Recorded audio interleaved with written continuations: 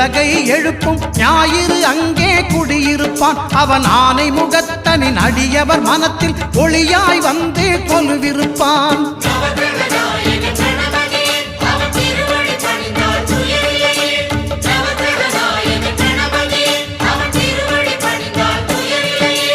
ஒன்பது கோளும் ஒன்றாய் காண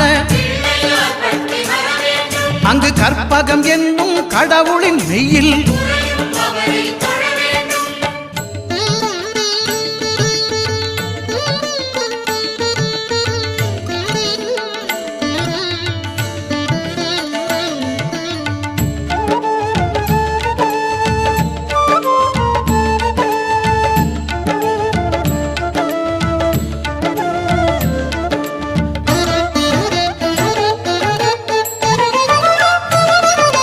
திங்கள் பகவான் திருமுகம் காண